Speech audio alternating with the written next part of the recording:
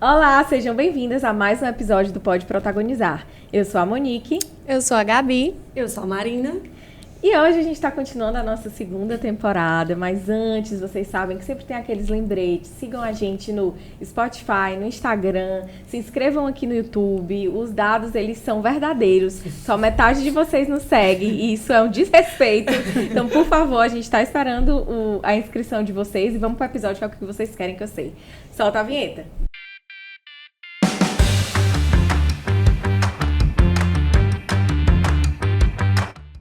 E hoje nós estamos recebendo pela primeira vez uma pessoa que já participou do nosso Instagram, no nosso outro programa, né, que é o Fala Fulana, que foi o Fala Lara. E ela tá vindo hoje no Pode Protagonizar. Estamos muito felizes, Lara, de te receber, a Lara Machado. Eu tô muito feliz de estar aqui, gente. Muito obrigada pelo convite. Seja bem-vinda. Eita, Gabs, apresenta a Lara. O pessoal já deve conhecer, mas vamos formalizar aqui o currículo dela, por favor. Lara, seja muito bem-vinda, é um prazer estar recebendo você aqui. E para a galera de casa saber o peso da nossa convidada, vamos aqui ver o currículo dela.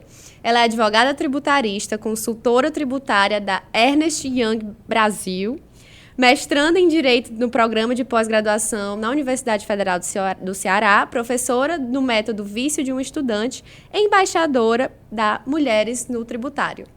Seja muito bem-vinda. Ai, gente, muito obrigada. Estou muito feliz de estar aqui. Agradeço demais pelo convite. Lara, conta aí primeiro um pouco da tua trajetória. Como foi que chegou a faculdade de Direito para você? Antes da faculdade, né?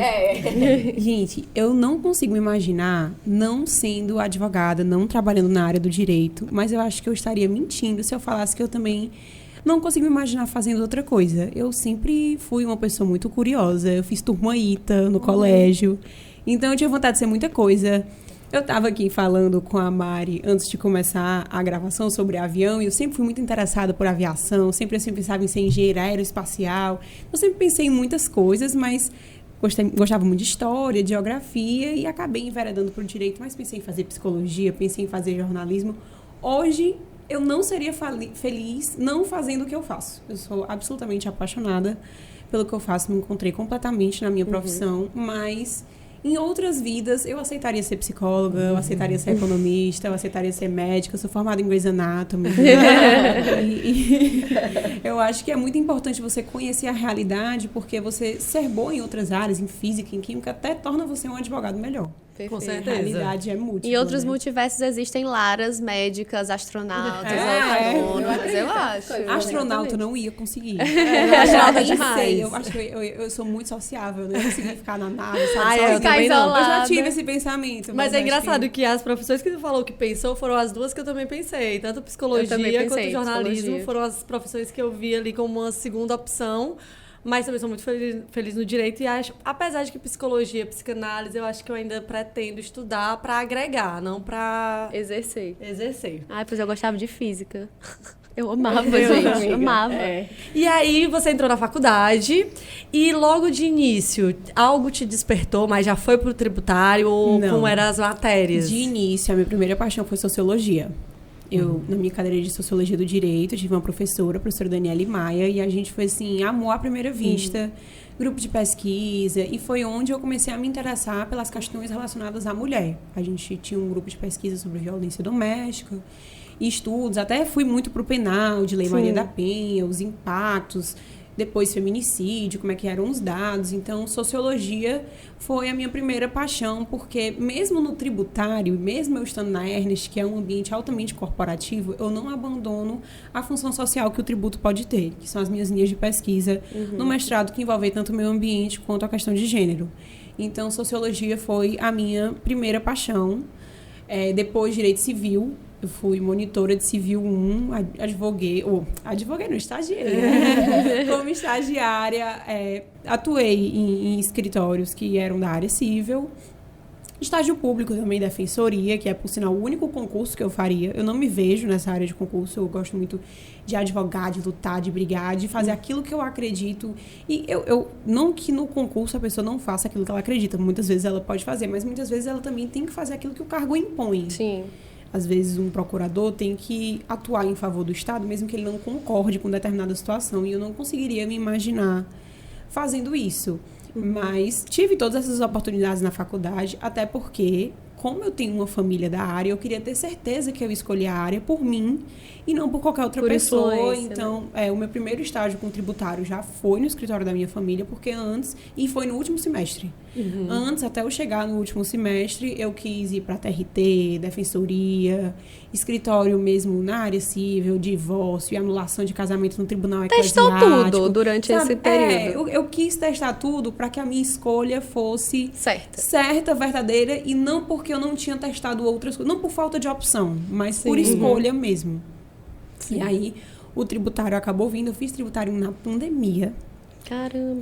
Mas o tributário acabou vindo porque eu vi no tributário uma forma muito grande de interferência social. Porque o tributário mexe no bolso, onde as pessoas se afetam porque podem pagar mais, pagar menos. E pagar menos para contratar mulher, ou pagar mais porque você contrata mulher, é uma coisa que pode afetar as estatísticas. E o mesmo acontece com o meio ambiente. Então, eu vi no tributário uma oportunidade de continuar no direito, de ir para esse mundo corporativo que traz poder, que traz conhecimento, que traz emancipação, e, ao mesmo tempo, continuar com as pautas que eu acredito nas minhas pesquisas mais acadêmicas, né? Como é o caso do mestrado. A minha lógica durante a graduação foi essa. No começo, eu nem pensava, até porque tributário é uma cadeira que você faz mais pro fim no final da faculdade. Então, no começo do curso, eu já fui tendo as minhas outras paixões. A sociologia foi uma paixão que nunca foi embora. Eu faria faculdade de sociologia, seria professora de sociologia, eu adoro. E foi mais ou menos esse o caminho que eu segui na faculdade, testando de tudo. Mas é muito interessante, porque realmente, assim, foi um método que tu criou, né, pra justamente explorar tudo e tomar a decisão sua, né? Porque às vezes você ter uma família ali do meio pode te ajudar, mas também pode acabar sendo uma armadilha para você acabar indo pelo que... sem pensar muito no que você gostaria, né? Tipo uma zona de conforto, uma zona de conforto. E é isso que é interessante, saber que foi de uma escolha tua, se apropriou das tuas opções e escolheu. E aí, como foi? Hoje você está na Ernest, que é uma parte mais consultiva, eu imagino, né? Da parte da advocacia. E como foi essa migração? Assim, você começou em escritório, foi para a Ernest, como isso aconteceu? Na Ernest tem um pouco de tudo, porque lá é muito setorizado. Eu faço parte de um setor chamado Tax Controversy, que pega litígio mesmo. Então, tem um pouco de consultivo, mas também tem litígio. E às vezes a gente atua como assistente técnico em perícia, tem que dar parecer, já de uma causa que é muitas vezes judicial ou até um processo administrativo tributário. Então, é parecido com a advocacia. Esse setor que eu estou especificamente lá é parecido com a advocacia. Tanto que por isso que eu estou tendo que viajar com mais frequência, porque é um setor que não tem aqui em Fortaleza. Aqui em Fortaleza tem um escritório da Ernest, mas esse é um setor que não tem aqui. Só uma dúvida, para quem não entende absolutamente nada de pessoas jurídicas, também acredito que pessoas também que não são da área do crime, né? O que significa exatamente o Ernest? A Ernest. É uma empresa, mas aí tu pode falar mais como é a atuação dela. Qual é a função? Eu adorei muito, Gabi. Você que representou a nossa audiência. Mas gente. É a pergunta do povo. Vai, Lara.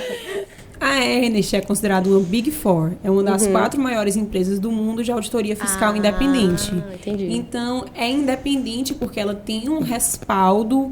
Quando você junta um laudo da Ernest num processo judicial, o juiz entende que aquilo é verdadeiro, não é parcial. Tanto que muitas vezes os clientes contratam e a gente tem que dizer, olha, pode ser que o resultado não seja aquilo que você espera. Vai ser feita uma análise da contabilidade, das normas aplicáveis ao caso, e pode ser que o resultado seja que você não tem esse direito. E eles contratam mesmo assim. Porque se o laudo for favorável, ele tem um peso maior. Então, tem 4 empresas, são Big Four, a Ernest é uma delas. Sim. E atua muito em causas de tributário internacional, porque como ela é uma multinacional, tem outros países, tem sempre uma empresa de fora que tem sede no Brasil, ou uma empresa no Brasil que tem sede fora, tem algum problema, e a Ernest geralmente atua nesses casos, ou em casos tributários de empresas maiores que precisam ir de algum laudo contábil. Entendi. Tipo a perícia da PFOS. Entendi. Pronto, meu raciocínio aqui pro penal. Perfeito, maravilhosa. E aí, minha intenção de ir para lá, voltando para a pergunta, Mari, é porque depois que eu fiz essa decisão pelo tributário, estava em dúvida, será que eu vou pro direito civil? Será que eu pensei, fiquei balançada com família, é uma área que eu gosto muito. Então pensei, será... Quando eu decidi que eu queria mesmo o tributário, porque depois de passar 2 anos no último escritório civil que eu estagiei, eu fui trabalhar com tributário no escritório da minha família e eu decidi que eu gostava muito, porque eu via que as pessoas às vezes tinham que pagar umas dívidas que eram absolutamente indevidas e ninguém fazia nada. Assim, é uma área que me dá muita vontade de gritar, sabe? De lutar e realmente nasce em mim o espírito da advocacia. Aí eu pensei, pronto... Não preciso me provar para ninguém, sei que tá tudo bem, tá tudo sob controle, mas queria ter uma experiência no tributário fora dos braços da minha família. Aí eu pensei, para o que é que eu vou fazer? Outro escritório não parecia uma boa opção para mim, porque não seria uma coisa definitiva. Acho que não considero nem concorrência, talvez essa não seja a palavra mais adequada, mas dentro do mesmo ambiente, seria assim, um pouco conflituoso. Eu não imaginava fazendo isso, até porque em determinado momento eu planejaria voltar em termos de escritório. E aí a Ernest e as outras empresas, as outras Big Four, surgiram para mim como uma oportunidade de continuar no meio e ter a minha própria experiência, porque lá é totalmente diferente, o processo seletivo é diferente. Quem faz o processo seletivo muitas vezes não é do direito, não é contador, eles têm um RH, uma empresa muito grande, muito organizada, em que meus chefes, muitos hoje não sabem que eu tenho família na área, e os que sabem descobriram muito tempo depois que eu entrei. Isso para mim foi relevante para minha validação pessoal. Pode ser que não seja uma coisa necessária para outras pessoas, mas para mim foi. Então, o motivo de eu ter ido para a Ernest, hoje eu sou muito grata, porque lá eu tenho contato com matérias que eu não teria no escritório. Porque lá tem clientes muito maiores, por ser uma empresa centralizada, como se fosse só 4 escritórios no Brasil inteiro, então puxa os maiores casos. Eu acabo tendo um conhecimento muito mais amplo, tendo a oportunidade de aprender muito mais do que se eu tivesse ficado no escritório. Então, a minha vontade de ir para lá foi muito relacionada a isso. Eu queria ter uma experiência com tributário que fosse minha. E de mais ninguém. Porque escolhi tributário, né? Fui escolher, então agora eu desse meus pulos para traçar... Vou escolher da minha forma também. Perfeita. Me apropriando dos meus privilégios, que eu sei que existem, mas tentando trazer a minha autenticidade do meu próprio caminho, né?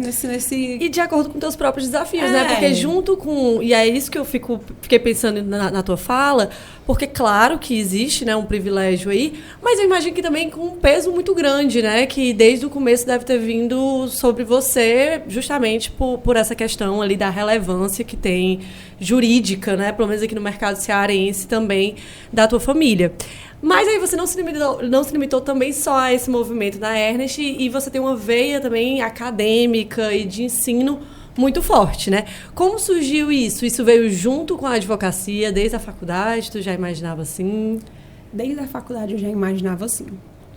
Porque eu acho que a Ernest, ela traz um poder e um conhecimento e um respaldo e uma emancipação jurídicas mesmo, de você atuar naquilo que, assim, tem petroleira, tem causa que você olha e pensa, o cliente está certo, mas ele faz parte de um mercado que eu não sei se eu concordo muito, que eu não sei se eu seria um acionista dessa empresa, por exemplo.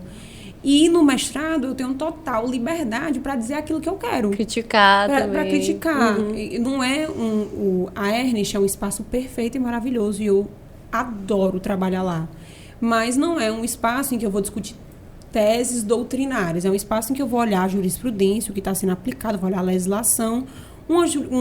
Pode até ter alguma doutrina que seja absolutamente relevante naquele caso, mas não é um espaço para ampla discussão e pensamento crítico sobre determinado assunto.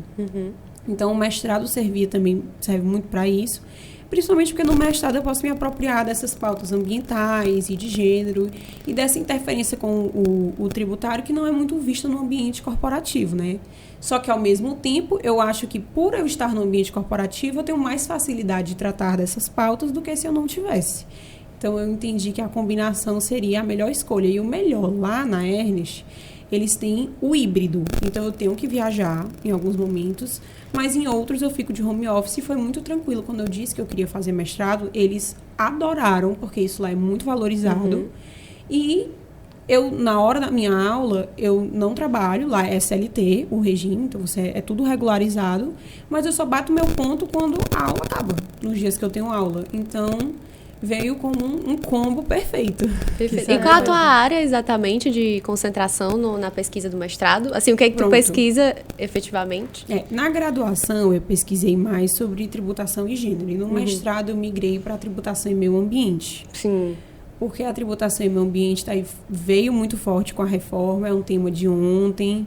O meio ambiente está cada vez mais degradado, está acontecendo mais desastres ambientais que fazem a gente ver que isso é uma realidade. E o tributário nisso é um perigo. É um perigo porque, como eu falei, a pauta é muito importante. Eu entendo que o tributário tem uma função muito grande de intervenção na sociedade. Mas, como o meio ambiente é uma pauta muito bonita, também há um risco de o tributo ser usado para onerar as pessoas. Com outras finalidades, né? Não só também, mas não só com uma finalidade verde que não é verdadeira. Eles chamam de falsos tributos verdes. Então, eu senti uma necessidade muito grande de estudar esse assunto com a visão de tributarista, que é a favor do meio ambiente, mas não com uma visão somente de ambientalista, porque apesar de ser uma pauta super importante, é às vezes uma pauta desvirtuada. Para, vamos só cobrar o tributo, porque isso é ruim para o meio ambiente, mas você tem que pensar também na consequência que aquilo vai ter, no preço que vai aumentar, na desigualdade social que o Brasil tem. E na questão, junto com o mercado, né? Você não pode ignorar, né? São vários fatores que você coloca em pratos, né? Para equilibrar. Por exemplo, tem um assunto super interessante. No ano passado, eu tive a oportunidade de ir para um evento internacional de tributação ambiental. Porque tudo que é ambiental é internacional. A poluição não tem fronteira. Se você poluir aqui no Brasil, é uma coisa que vai afetar a emissão de gases na atmosfera, que é uma só. E o aumento da temperatura vai ser mundial, vai aumentar a temperatura lá na Europa. Então, esses eventos geralmente são internacionais. Aí o evento foi em Paris, no ano passado, eu fui para o evento, fui apresentar um artigo sobre a concessão de incentivo fiscal de ICMS para agrotóxico, que o Brasil dá. No caso, aqui no Brasil, se você utiliza um certo tipo de agrotóxico, você não precisa pagar ICMS. E isso está sendo discutido agora no Supremo, tem um ADI, que foi feita pelo PSOL, e está, inclusive, em empate. A essa altura do campeonato está em empate, tem voto contra e voto a favor. E quando eu expliquei isso lá, eles não conseguiam entender. Eles não conseguiam entender como é que era questionável, porque era um absurdo, porque você não podia, em nenhuma hipótese, conceder um incentivo fiscal para um agrotóxico, porque agrotóxico mata, porque é ruim para o meio ambiente. E eu concordo. Só que quando você lê o voto, que é a favor da concessão desses incentivos, você entende que a situação no Brasil não é tão simples assim. Porque pode ser que, se você retirar esse benefício, o preço dos alimentos básicos aumente. E não se sabe se a população brasileira, desigual da forma que é, conseguiria suportar esse aumento. Então, é muito complicado o tributário ambiental, porque apesar de ser uma pauta bonita e necessária, tem que ser vista com muita cautela, porque o tributo é algo que interfere nos preços. E a economia é um ecossistema delicadamente conectado.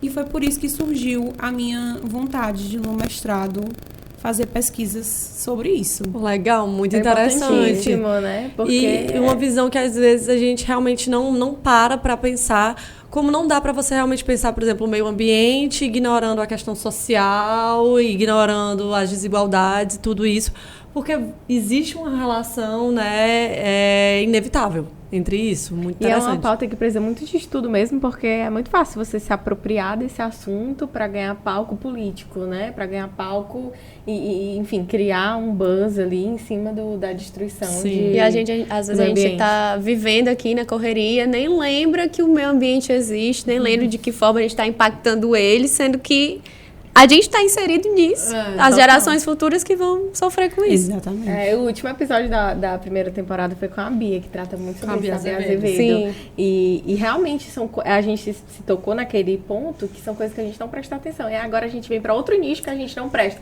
que é o tributário. Dentro disso, né? E eu acho que essa que é a beleza do direito, né? De como ele é gigante.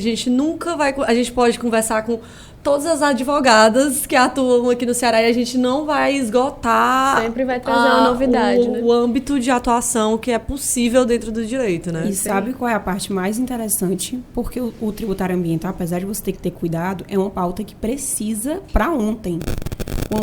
O meio ambiente precisa ter um cuidado especial para ontem. E a União Europeia instituiu começou em 1º de janeiro desse ano de 2024 um novo tributo, como se fosse um tributo chamado CBAM, que é Carbon Border Adjustment Mechanism, que é traduzindo uma taxa de ajuste de fronteira de carbono, que disse assim, se você não cobrar no seu país uma tributação ou um valor sobre o carbono que acabe inibindo essa emissão, pois não se preocupe, você vai pagar para mim, o dinheiro vai ficar aqui.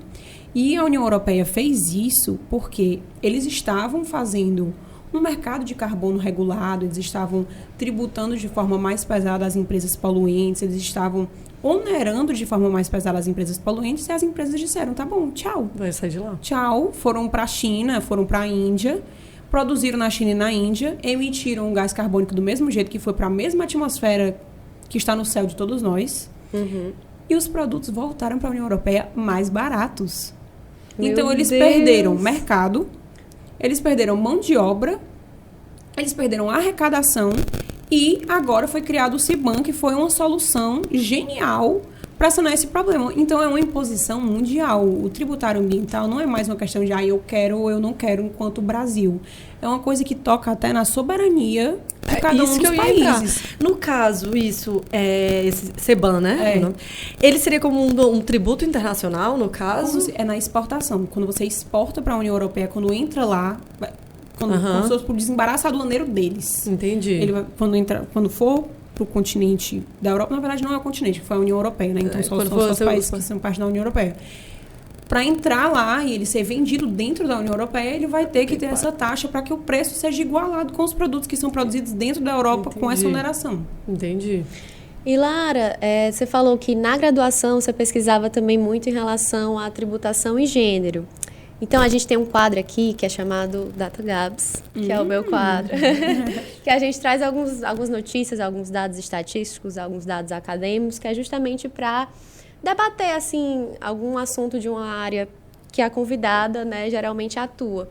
E eu trouxe aqui hoje um que até você já mencionou, né, várias vezes lá na live que a gente fez, mas para sedimentar, para saber se todos os espectadores realmente estão aprendendo o que as convidadas estão trazendo, eu trouxe novamente esse assunto da Pink Tax, né, que é o imposto rosa, taxa rosa, né, pra gente, porque eu fiquei também com uma dúvida que eu queria te perguntar hoje. E o gráfico que eu trouxe é uma pesquisa que foi realizada pela Escola Superior de Propaganda e Marketing em 2018. Não sei como estão os índices agora, né, atualmente, se aumentaram a disparidade ou se diminuíram. Mas, por exemplo, o primeiro índice que ele fala que é relevante é o corte de cabelo, que a diferença para corte de cabelo de homens e mulheres é 27% mais elevado para mulheres. Jogos em brinquedos, 26% mais elevados para nós. Vestuário de bebê infantil, 23% mais caro que a versão feminina. Vestuário adulto, 17% mais caro que a versão feminina. E itens de limpeza pessoal, 4% mais elevado. Então, aí está numa média de 12% de diferença, somando todas essas porcentagens. Aí eu queria só que tu respondesse, porque eu fiquei pensando desde aquele dia que a gente conversou sobre isso lá na live. Tem algum modo de driblar esses impostos que são direcionados especificamente para mulheres? Porque eu sei que você é uma pessoa com absoluta propriedade para responder isso, para esclarecer também para o pessoal de casa que está assistindo a gente. Aí esse é um assunto muito importante, porque todo dia nós estamos sujeitos a isso, né? Exato. E o primeiro ponto é que é importante diferenciar o Pink Tax, apesar de o nome ser uma taxa rosa, Sim. tem uma parte tributária e tem uma parte do consumidor. Sim. Então, aqui, alguns desses, por exemplo, jogos de brinquedo, esses aí, eles estão na mesma classificação tributária. Então, consequentemente, vai ter um tributo diferente, porque se o preço é diferente e o tributo é um percentual sobre esse preço, no final das contas, vai acabar sendo um pouquinho diferente, mas de forma indireta. Sim. O principal aí é um abuso ao direito do consumidor, porque eles sabem que o que é rosa, o que tem glitter, vende mais. Sim. Porque a mulher é uma consumidora em maior escala, e aí já vem um outro ponto que... Isso é uma questão até de será que ela é consumidora em maior escala? Sim. Porque ela quer ou porque isso é imposto para ela pela sociedade? Será que ela precisa comprar roupa? Será que ela pode repetir roupa? Será que ela precisa estar com o cabelo sempre bonito? Então, tem toda essa questão aí também. E no tributário, vai muito de produtos diferentes direcionados a homens e mulheres. Por exemplo, bomba para você usar na amamentação. Tem uma tributação muito maior do que bomba de carro, para encher pneu de carro.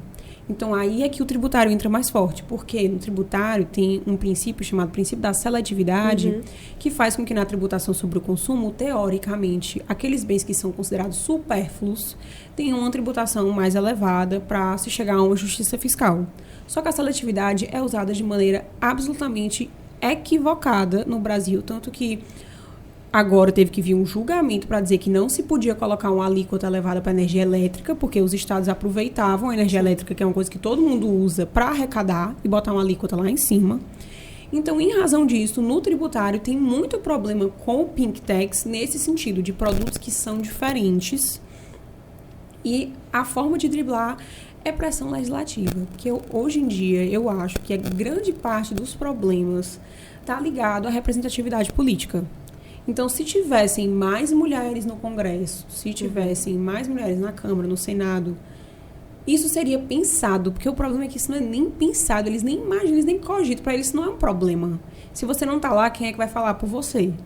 Então, eu vejo que a forma de driblar isso são com essas pressões. Tem PLs sobre isso, falando desses dados, tem PLs de consumidor, não apenas de tributário, porque o estudo do tributário do Pink Tax, ele passa pelo consumidor. Você tem que aprender também pelo nome, por tudo, e porque tem uma interferência tributária, sim, mesmo que indireta. Então, tem PLs que buscam multas quando tiver esse tipo de diferença, pela abusividade. E eu acho que a forma maior de tentar se livrar desses problemas é a luta constante legislativa, você tapar da discussão e conseguir saber o que é que está acontecendo. Não é só votar e deixar para lá, principalmente o Poder Legislativo, que é quem tem mais possibilidade de alterar esse cenário. E o que é revoltante é porque geralmente as mulheres ganham bem menos que os homens e aí vão ter que gastar muito mais com produtos voltados para elas.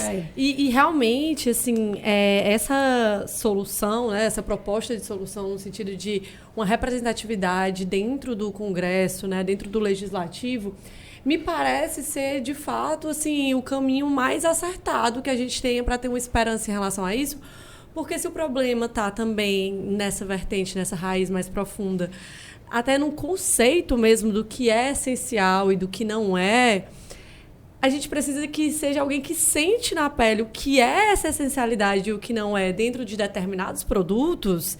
E aí é que eu não sei realmente como é a carga de determinadas coisas, mas, por exemplo, só uma mulher vai saber a essencialidade de um absorvente, de uma maquiagem, de uma maquiagem, de determinados produtos de higiene, enfim, de toda essa questão, que, de fato, você precisa viver aquilo ali, aquela necessidade para você entender a essencialidade daquele produto. Então, ou daquele serviço, enfim. E realmente é a importância aí que a gente tem de quem são os representantes do povo em quem cria essa legislação, né? Que é por onde se altera uma questão tributária, que é por lei, né? Assim. E o interesse não seria nem driblar necessariamente, né? Seria resolver o problema. Sim. Quem poderia resolver tá lá. Transformar, transformar. Não acontecer mais isso. Eu acho que eu sou um super alvo fácil, porque tudo que tem rosa e tem glitter eu quero comprar. Todos nós. Eu faço parte de um grupo de pesquisa sobre esse assunto até hoje, que é da FGV, sobre tributação e gênero. E na época da reforma, as meninas viajavam para Brasília. Eu tenho uma colega do grupo, a Luísa Machado, o nome dela, que ela conseguiu a inserção de alguns termos na reforma, mas é sempre muito difícil, porque tem bancadas para não nominar. Tem bancadas no Congresso que, quando vem o nome gênero, sai correndo. Sim. Então, é uma pauta que precisa ser discutida, ser apropriada, porque uma hora tem que dar certo. Uma hora tem que dar certo, e eu acho que o segredo é não desistir, é entender, é ter consciência de estar comprando. Olha aqui, eu estou pagando mais. Olha, vai no supermercado, quando você chega no supermercado, você consegue constatar isso que a Gabi trouxe de dados. É empiricamente constatável. É de lascar. É isso aí. A maquiagem é uma questão, porque tem profissões que obrigam. O comissário de bordo tem que estar maquiado. Sim, nos trinks. E é considerado supérfluo. Quero saber que aí já entram umas questões sociais muito mais profundas de você entender se uma mulher que não está maquiada e arrumada vai ser promovida ou não. Sim. Vai chegar no escritório para uma reunião importante sem maquiagem. Vai despachar. Com juiz. Com juiz. Você é descredibilizada com isso, né? E assim, hoje em dia também é um produto que não é utilizado só por mulheres. É utilizado também, enfim, por toda uma comunidade. Então, em termos de número, a gente tá bem maior do que os homens na essencialidade da maquiagem, pra discutir, pra lutar lá, né? E realmente, assim, eu acho que esse tema, ele mostra de uma forma bem escancarada, assim, a relação da função social também do tributo, né? Porque a gente não tem como conversar sobre isso sem recair em determinados estereótipos e determinadas pressões sociais que a gente pode até discutir se faz sentido ou se não, mas que elas existem, né? Assim, por exemplo, uma descredibilização da mulher por uma falta de maquiagem, a gente pode sentar e discutir até que ponto isso faz sentido, isso não faz, isso é certo, isso é errado, mas ele existe. E a gente está dentro desse sistema e a gente precisa jogar dentro dele, né? Assim, querendo transformá-lo, mas também a gente não vai conseguir transformar ignorando a existência desse sistema e do que existe, né? É isso aí. Lara, e já que a gente entrou na pauta, né, de gênero, queria saber um pouco de ti, assim, nessa tua experiência na Ernst Young, nessa tua experiência também transitando nesses grupos de estudo, como é que você sente a participação da mulher, especialmente a mulher advogada, né, no mercado hoje em dia corporativo, com essa sua visão aí de Ernst? Lá na Ernst talvez seja exceção, porque eles têm muita política de inclusão em todos os sentidos. Então, tem muita preocupação com participação feminina, tem grupo para promover eventos só para mulher. Então, lá talvez seja uma exceção. Mas eu acho que, no geral, o mundo corporativo é muito cruel, porque sempre vi... Tem uma frase do tributário que meus professores sempre dizem que eu acho que é a maior verdade de todas. O contribuinte não quer pagar, o consumidor ele quer preço, ele quer pagar o mínimo possível, o empresário quer lucro e o Estado quer arrecadação. Então, você pensando nesse sentido, o mundo corporativo pode ser cruel. Na Ernst é absolutamente tranquilo, porque eles têm todas essas políticas e eu acho que isso acaba emancipando as mulheres para fora da Ernst, porque o conhecimento, gente, é poder. Depois que eu entrei lá, eu me senti tão mais segura sobre muitas matérias tributárias que eu tenho que ver no dia a dia, que quando eu vou discutir com um homem, que normalmente eu poderia me sentir mais acanhada, descredibilizada, ele falando assim, eu não tenho esse medo, porque eu sei que eu sei. E lá na Ernst, por ser um ambiente corporativo, por ser um ambiente conhecido por muitas pessoas, não só aqui como em outros lugares do mundo, eu acho que traz esse sentimento, né? Esse sentimento de você se sentir apta a participar de uma discussão sobre o assunto. Sim. E aí nisso a gente entra também na importância dessas empresas, dessas grandes corporações, mas que a gente consiga também trazer para as médias e pequenas empresas dessas atitudes, né? Desses incentivos dentro do ambiente de trabalho ao papel da mulher. A empresa, meu marido trabalha na Raizen, que é uma empresa também grande, a Shell, né? A Shell no Brasil. E lá, para as empresas grandes, eu percebo que é mais fácil, entre aspas, colocar essas políticas. Lá eles têm uma meta de até determinado ano, eles vão ter metade da liderança feminina. Ainda não é uma realidade hoje, mas é uma meta que eles impuseram, né? Que eles se colocaram. E eu acho que é um exemplo para que a gente, se Deus quiser, consiga aí no futuro atingir também as pequenas e médias empresas, né? Perfeito. E eu acho também que isso daí já é um reflexo de uma consciência que o mercado e o mundo corporativo está tendo de efeitos práticos também da mulher em cargos de liderança, né? De benefícios que tem. Até na última live que a gente teve, que foi com a Nathalie Camarão, que é a gerente jurídica da FIEC, a gente conversou muito sobre isso, sobre liderança feminina, e ela até, inclusive ela me mandou hoje, compartilhou comigo hoje algumas pesquisas que ela mencionou na live, que eu pedi depois para ela me mandar, que já existem pesquisas com dados concretos que mostram benefícios para empresas que têm, não benefícios que são dados, mas eu digo assim, benefícios, resultados práticos, né, e benéficos de uma liderança feminina lá. E aí, a partir disso, eu fiquei pensando, porque nessa conversa com ela, eu justamente tinha questionado se ela tinha a mesma percepção que eu, de que no mundo corporativo eu vejo uma liderança feminina ascendente, que eu não vejo tão, pelo menos, proporcional que aconteça em mundo de escritório jurídico. E aí, isso é uma coisa que tem me pegado muito, que eu tenho pensado muito sobre isso e questionei isso para ela, e foi quando ela falou dessas pesquisas e de tudo, e que sim, o mundo corporativo hoje está tendo uma liderança feminina em ascensão, porque as próprias empresas estão vendo que é bom para elas, né? Assim, ter esses líderes mulheres traz um benefício, um resultado positivo para elas. E aí... então eu fiquei pensando, as empresas PJs, elas já estão começando a ter essa consciência, né, em relação a isso. Os escritórios, pra gente dizer assim, de serem mulheres donas de escritório, precisa que a gente acredite na gente, né? Tipo assim, não é a PJ que vai precisar acreditar para botar um cargo para você. Então, talvez, nesse mundo de escritório, seja essa questão de uma autoconfiança da própria mulher que a gente precisa incentivar, não é culpa nossa não ter, mas que o trabalho, eu acho, talvez, e da emancipação da mulher nesse mercado de trabalho, seja muito nisso, em trabalhar a nossa autoconfiança, de que a gente é, através do conhecimento, de tudo isso, porque só a gente mesmo vai conseguir realmente, né? Enfim, filosofei. Essa coisa que eu tô pensando. Essa coisa que eu tô pensando. O episódio da Doutora Imaculada plantou um triplex aí na tua cabeça, né? Mas é o episódio anterior a esse. E o que essas empresas corporativas estão fazendo né? Tem que ter ação afirmativa, sim. Porque não é, por enquanto, não vai ser natural. Vai ser natural quando as pessoas entenderem que existem benefícios em terem mulheres em cargos de liderança. Por enquanto, existe um estigma social que vai fazer com que isso não seja natural. Então, lá na Ernest, não é que é natural. Eles têm eventos só para promover mulher. E eles não têm eventos só para promover homem, porque não precisa. Mas precisa de eventos só para promover mulher. Então, é muito importante que tenha isso e que isso seja mesmo disseminado para outros lugares. Tem que ter cota de gênero em eleição, sim, para partido político, para tudo. E a gente tem que observar se isso está sendo respeitado, porque vai impactar no Pink Techs, vai impactar... Perfeito. Em toda a nossa vida. Eu acho incrível a gente ter aqui realmente uma referência de uma pessoa que saiu da zona de conforto, que poderia ter entrado da questão familiar, na área jurídica, né?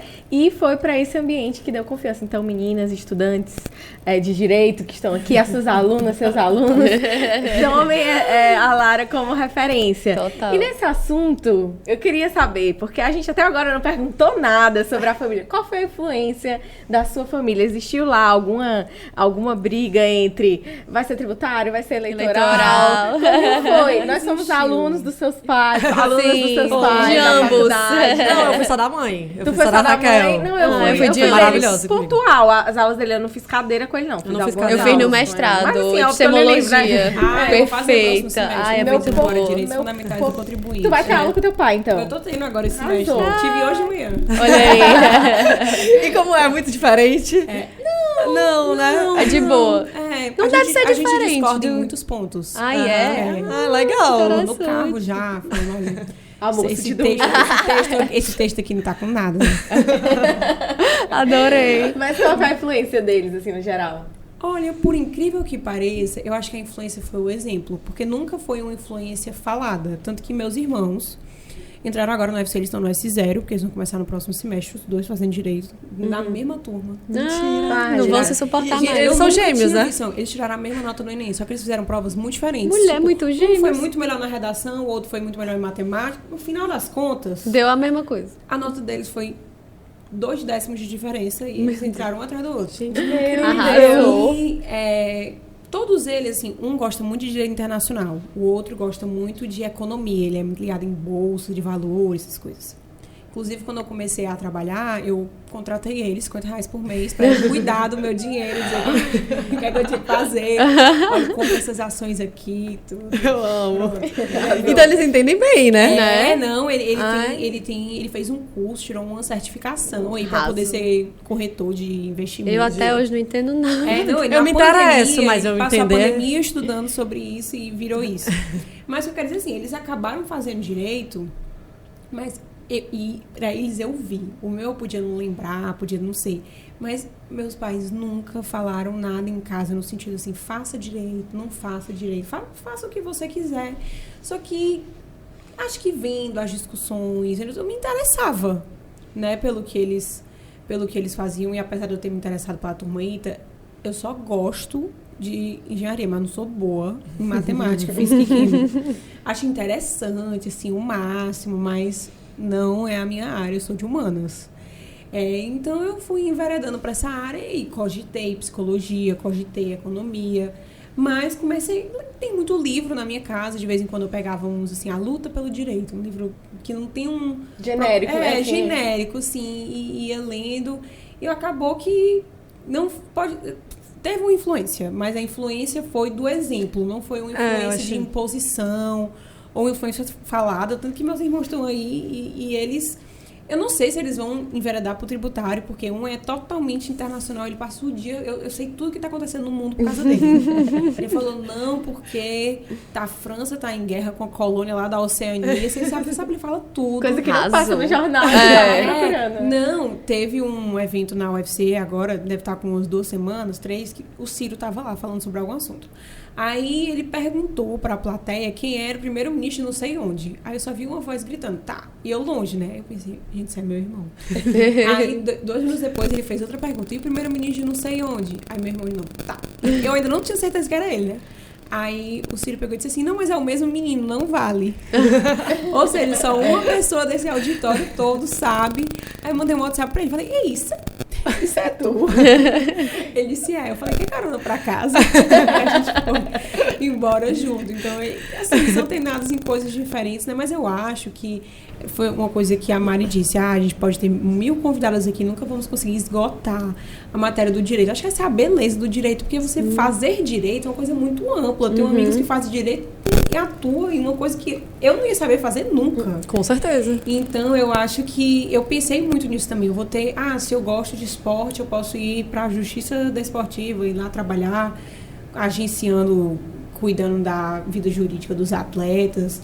Enfim, eu acho que eu olhava aquilo e pensava, tem muita área para mim. A vida tem muitas injustiças. Pra combater. E aí eu já vi vários links até pro quadro, mas antes eu queria perguntar sobre como veio o vício de estudante na tua vida e como tem sido. Gente, foi do nada. Em janeiro, eu viajei com meu pai, a noiva dele e meus irmãos pra Lisboa. A gente foi pra Portugal, passar uma semana pra um evento que ia ter lá, de direito. E aí, na volta, eu adoro avião, eu entendo tudo, sabe engenharia, como é que funciona o motor, se o motor parar, o que é que acontece. Mas eu sou uma pessoa um pouco medrosa, eu tenho um pouco de medo de avião. Aí, eu lá me distraindo no avião, olhando, fuçando tudo que tinha no meu celular. Eu geralmente não faço isso, eu sou péssima de WhatsApp. Se eu tiver algum amigo meu aqui escutando esse podcast que eu não respondi, desculpa. Eu realmente não sou muito boa de responder WhatsApp, Instagram, essas coisas. E aí eu olhando meus solicitados, eu nunca olhava solicitados, porque eu não tava mesmo sem ter o que fazer no avião. Aí eu olhei nos solicitados, aí tinha uma mensagem da Ana Clara, que é a Vício, né? A Vício. Eu adoro que ela é a Vício. Ela é a Vício. Falando que a outra professora de tributário tinha saído do curso e que ela ia fazer um processo seletivo com algumas pessoas. E ela queria saber se eu tinha interesse em participar desse processo seletivo, porque olha que a coincidência, a madrasta dela foi minha aluna de monitoria de tributário na Unifor. Caramba! A gente estudou juntas, fez várias cadeiras juntas e a gente fez tributário junto, enfim, ela me conhecia. E o pai dela também, o Fernandes, é do eleitoral. Então, ela sabia que eu gostava de tributário, mas não sabia se eu gostava de dar aula, se eu sabia dar aula, enfim, não sabia nada. E aí, a gente fez um processo seletivo, eu tive que preparar uma aula. Ela falou, olha, escolhe um assunto, prepara uma aula, vai ter que me dar uma aula. Aí, eu dei uma aula pra ela, me cozinhou ali 2 semanas, aí falou comigo, pediu pra dar aula sobre outro assunto. Aí, acabou que umas 2, 3 semanas depois desse dia que ela falou comigo, que eu vi por acaso, eu juro, eu não sei o que ia ter acontecido, se ela ia só pensar, ela me ignorou, não vou mais falar com ela, não sei, não ia ter participado do processo seletivo. Então, foi ótimo e acabou dando certo, ela gostou da aula, ainda bem. E aí... A gente gravou o curso é gravado, tem aulas ao vivo, né? Então, tem o grosso, assim, direito material e processual é gravado. E tem aula ao vivo, geralmente quinta-feira, numa plataforma que eu dou de casa mesmo. E foi uma experiência incrível, porque eu já tinha dado aula de tributário na faculdade. Tanto na monitoria, porque lá na Unifor, a monitoria é uma aula mesmo. Eu não sei como funciona na UFC, mas na Unifor... basicamente você dá uma aula, resumindo as 2 aulas que o professor deu naquela semana. Então, eu já tinha tido alguma experiência com isso, com substituir um professor ou outro na faculdade, mas foi maravilhoso poder estudar o conteúdo para ensinar. E eu sempre gostei de fazer isso. Quando eu era mais nova, eu dava aula de história para as minhas amigas, que eu amava história. Até hoje, tudo para mim, eu coloco datas. Me perguntar a data da Primeira e Segunda Guerra, que é do Muro de Berlim, eu sei todas. Eu realmente gosto muito.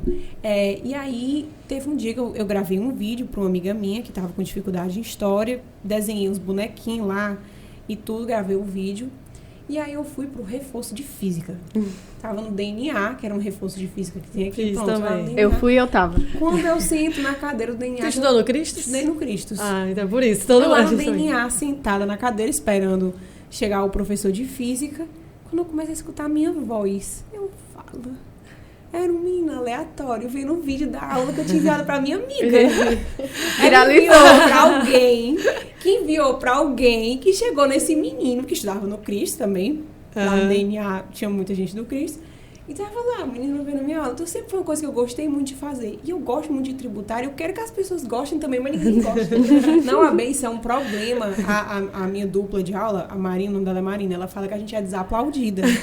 Porque todas as outras matérias têm milhões de alunos. Os alunos são super apaixonados.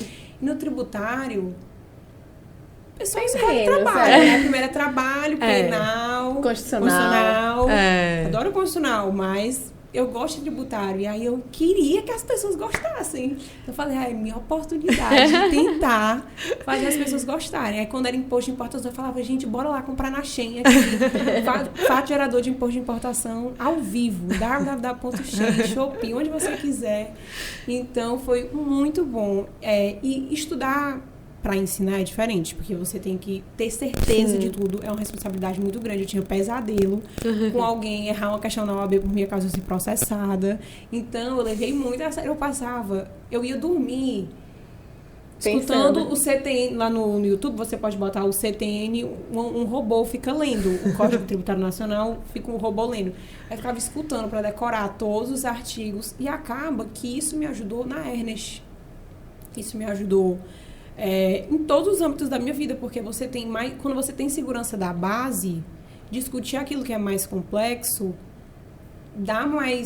você tem mais confiança. E aí eu cheguei num ponto em que eu falei, eu tô com tudo que eu pedi. Se eu olhar pra mim, pro meu eu de um ano atrás, eu vou dizer, calma, que vai dar tudo certo. Porque, assim, eu amo dar aula para a OAB, mas dando aula para a OAB não é um espaço que eu tenho para filosofar.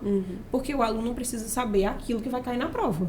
Aquilo que a banca quer. Ele não quer saber se há uma discussão jurisprudencial sobre um assunto. Ele quer saber o que a FGV entende. Então, é o meu momento de aprender a base e tentar fazer com que eles gostem de tributário e contribuir. Só de eu pensar em contribuir de alguma mínima forma para a aprovação de alguém, para alguém se tornar advogado. E é uma coisa que eu digo muito lá e que eu tive noção, isso foi uma coisa que a Vício me passou, a Ana Clara, de que a OAB é tão importante quanto um concurso para defensor, para promotor, porque ser advogado é uma profissão que também tem a mesma validade, tem a mesma relevância. Um defensor, um juiz, um promotor, eles são igualmente importantes, não são mais importantes do que um advogado. Você não é melhor porque você é um ou outro. São todas profissões jurídicas nobres e válidas. E muitas pessoas acham que a OAB é uma besteira porque é só para você ser advogado. Mas e se você quiser ser advogado para a sua vida?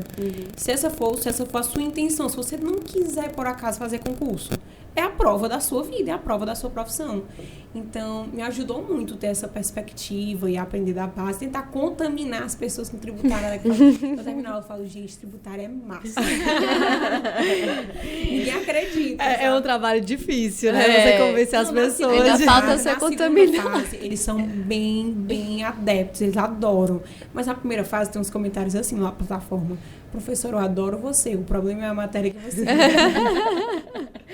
Não, e a segunda fase, tem muita gente que faz pra tributário, porque eu acho que é muita coragem, né? Não tem tanta gente quanto o trabalho. Né? Se você quiser comparar com o trabalho, não tem tanta gente, mas o índice de aprovação é o maior. Porque quem escolhe tributário normalmente já gosta, já sabe alguma coisa. Muitas vezes as pessoas escolhem trabalho ou penal porque gostam muito de civil e não tem coragem, porque civil tem muita peça, ou algum outro motivo. Mas tributário, normalmente, quem escolhe é porque gosta de tributário e isso facilita o processo de estudo e, consequentemente, ajuda na aprovação, né? Não, eu falei isso, mas eu, particularmente, estou tendo um contato maior com o tributário agora na área do imobiliário e eu tenho me interessado bastante, assim, por essa parte tributária. Mas hoje, com a minha cabeça de hoje, na cabeça da faculdade... Era aquela... Só queria passar na prova e... distância. Eu fiz o bem tributário. Quando chega crime tributário, pra mim, eu choro. Olha, eu adoro. Mas é um dos mais fáceis, assim, pra resolver. Pelo menos os que eu pego. Pagou, acabou. Acabou. É verdade. É tipo isso.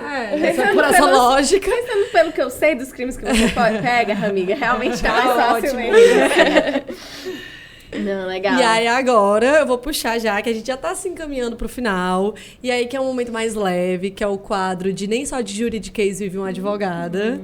Que eu convido aqui as nossas convidadas para compartilhar um pouco do que elas fazem quando elas não estão trabalhando. Quais são teus hobbies? O que você faz para se divertir, para desopilar? Quem é a Lara quando ela não tá trabalhando? Gente...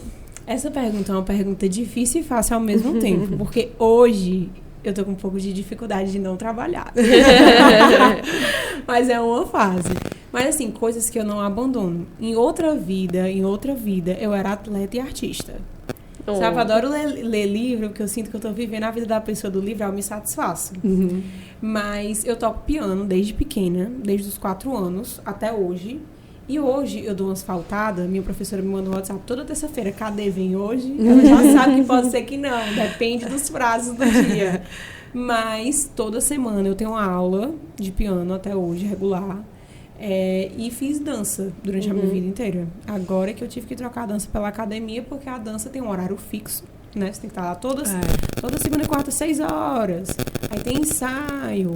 E a academia você vai no horário que der, né? Então eu acabei tendo que trocar pela academia, trocar pela corrida, porque a corrida não tem desculpa, você vai 5h30 da manhã, não impacta em nada. Mas de hobby, assim, até hoje, música e dança. Porque eu tenho um piano em casa, eu não fiz festa de 15 anos, eu troquei por um piano. Caramba! Não, e foi a melhor coisa que eu fiz. Lindo. Foi a melhor coisa que eu fiz, porque ia ter dado confusão essa festa, minha mãe não ia querer que tocasse funk, sabe? Ia ser assim, não ia dar certo. E aí eu falei, não, vou trocar por um piano, que não vai ter conflito dela querer botar Beethoven. Oh, meu Deus! E tá aí até hoje o piano. O piano, né? Tá lá. É. E mesmo sem ir pra aula, eu tô sempre tocando. E disso são de hobbies assim mesmo. Mas fora isso, eu zero Netflix, adoro dorama, sair pra comer. Eu já vi todos. Só não gosto que não assistiu. Total. Eu já assisti. Não assistiu direito. Pousando no Amor, cultura. Eu iniciei por ele. Quando eu vi que a Coreia do Norte era 300 quilômetros de Seul, eu passei, não. Que dá pra ir até num furacão. Olha como foi uma coisa culta que levou a outra coisa culta. Eu tive a ideia de ler um livro de uma menina, uma história real, uma biografia de uma menina que fugiu da Coreia do Norte. Aí eu fui ler o livro, porque eu assisti um dorama. Tá vendo? Eu acho que eu posso ter começado... Assim, eu não Assistiu achei errado. ruim. Assiste Pousando no Amor. Tá. É o melhor. Eu iniciei por ele e nunca mais parei. Não, eu iniciei por Advogado Extraordinário. Eu também adoro esse Eu livro. nunca assisti nada, nem o trailer, porque eu já sou muito ocupada, né, com minha outra cultura, que vocês já sabem. Tá, cultura Taylor pop, Swift. não, americana. Cultura pop. Qual é a cultura? Cultura pop, Taylor Swift. Eu fui pro show da Taylor Swift. Olha. E agora esse de Paris, eu senti que eu não fui. Que ela quero ir de tocou novo coisa agora, Não, quando eu tô fui. muito cansada agora nessa minha rotina de OAB, de tudo, eu coloco I Can Do It With a Broken Heart, sabe? uma Bem música, alta. Eu não estou cansada, está tudo bem. A Taylor já fez Vou dar vencer. certo. Eu posso Se a fazer Taylor isso. é capaz, eu sou Eu botei capaz. nos meus né? melhores amigos do Instagram hoje que meu currículo é Microsoft Excel e I cry a lot, but I'm so productive. A frase dela que ela diz que eu choro muito, mas eu sou produtiva. E é isso. É isso aí. É muito legal, muito bom. Temos Eu isso em faço comum. parte dessa cultura também. Estamos juntos, Swifts. Diria que eu sou muito multitasking. Eu fico, às vezes, fazendo uma coisa mais automatizada, que, por exemplo, ajeitando um slide da aula. Eu tá tocando alguma musiquinha alguma também. música, ou tá eu Grey's também. Anatomy ali no fundo, sabe? Um dorama. Eu também Aí gosto o dorama também. levou o quê? Eu tô fazendo um tour gastronômico de restaurantes coreanos em Fortaleza. Eu já fui, tem um na Jovita Feitosa. eu já tô indo. Sei se sabe. Não sabia nem que tinha. Tem, amiga. É uma Legal. delícia, é ótimo. Máximo, Adoro. o máximo. Eu amo, porque aí vocês entram realmente no universo daquela... Eu tô doida pra ir pra Coreia agora. Pois é. Louca pra ir. Já tem esse problema. Máximo, legal. Lara, a Adorei. gente tá caminhando pro final da nossa conversa. E nós temos aqui 2 perguntas que a gente sempre gosta de ver, perguntas diferentes. A gente sabe que você tá no início ainda da sua carreira, apesar de já ter feito muita coisa. E eu queria saber quais são seus planos pro futuro. O que é que você se vê aí no futuro? Uma coisa foi puxando a outra. Por exemplo, essa palestra que eu vou no Rio. Eu acredito que tem a relação, o fato do VDE, o fato de ter aparecido mais no Instagram, que é uma coisa que eu vi que faz muita diferença. A Ernest traz esse respaldo. Então, uma coisa foi puxando a outra. E o que eu quero para daqui a 5 anos é conseguir conciliar todo esse trabalho com qualidade de vida, que no momento eu estou tendo, mas não tanto. Conciliar esse trabalho com qualidade de vida e lembrar que você tem que ser satisfeito com o que você tem. Eu sou muito grata por tudo que eu tenho. Eu sou muito consciente dos privilégios que eu tive, mas eu também sou consciente do meu próprio esforço. E eu acho que você tem que conciliar a gratidão com o que você tem, com a ambição de querer mais. Não querer mais indistintamente, não ser feliz com o que você tem, mas também não se acomodar com o que você tem e deixar de querer mais. Então, acho que minha resposta é que daqui a 5 anos eu quero estar equilibrada com o meu bem-estar e meu trabalho. E eu acho que isso vai acontecer com o tempo, porque eu vou me adaptar a fazer tudo isso que eu estou fazendo de uma forma um pouco mais tranquila. E sempre buscando um pouco mais, já contente com o que eu tenho. Mais ou menos isso. Gostei também. E o que é que a Lara de hoje diria pra Lara que entrou na faculdade? Eu não sei. Eu acho que... Porque eu nem imagino, sabe? Quando você não imagina mesmo que as coisas vão começar a acontecer. Sim. E foi tudo muito do nada. O mestrado eu tive a ideia de entrar porque eu acabei adiantando a faculdade na pandemia, mas eu não queria me formar antes do tempo. Eu tinha feito o pagamento já da formatura, queria colaborar com minhas amigas, eu não tinha pressa de me formar. E aí, no último semestre, fazendo sua monografia, fiquei ociosa, fui assistir uma aula do mestrado de ouvinte, da professora Denise Lucena, sobre tributação ambiental. Aí foi lá que eu falei, pô, é isso aqui mesmo que eu quero pesquisar. Já reuni todo o material para fazer meu projeto de pesquisa. Lá eu tive a oportunidade de conhecer esses grupos, esses eventos internacionais. E aí uma coisa foi levando a outra. Então, acho que o que eu diria é se esforce e esteja sempre pronto para quando a sorte bater na sua porta. Porque tem muito de sorte também. Sim. Claro que muitas coisas que aconteceram comigo foi o acaso. Se eu não tivesse olhado essa mensagem da Ana Clara, podia ser que eu não fosse professora da Vício. Então, esteja pronto para quando a sorte vier, você poder aceitar e agarrar a oportunidade. Arrasou, muito bem. Muitos conteúdos, muitas coisas. Mas, Lara, muito obrigada pela sua presença de novo. Gente, eu que agradeço, adorei. Foi muito legal. Adoramos fazer o Repeteco primeiro com você, né? De ter você ótimo. aqui pela 2ª vez no nosso canal. Que você tenha aí, continue tendo uma trajetória brilhante, consciente como você é, de tudo que você é e que tem, né? É isso aí. Gente, muito obrigada. Adorei a sua participação, Lara. Aprendi muito. Toda vida que a gente tem uma ideia, assim, tem um momento com a Lara, eu aprendo muito. No primeiro momento foi sobre tributação e gênero, nesse segundo momento foi sobre tributação ambiental. Então, eu gostei muito. Espero que a gente continue aí trocando figurinhas ao longo da nossa vida. É isso. Eu estendo também meus agradecimentos. Foi ótimo. Um papo super rico, super leve. Muito obrigada por ter topado. E a gente ainda pode fazer muita coisa junto aí nesse canal. Ai, gente, eu que agradeço. Muito obrigada. Adorei estar aqui. Contem sempre comigo. Estou à disposição para qualquer coisa. Arrasou, gente. E é isso aí. Obrigada a todos vocês que ficaram aqui. Queria fazer alguns alôs. Alô para os alunos da Lara, do VDE. Alô, professor Hugo. Alô, professora Raquel. Viu? Obrigada por tudo. Obrigada por tudo. Vocês são 10. Obrigada por quem ficou até aqui e até a próxima. Tchau, tchau.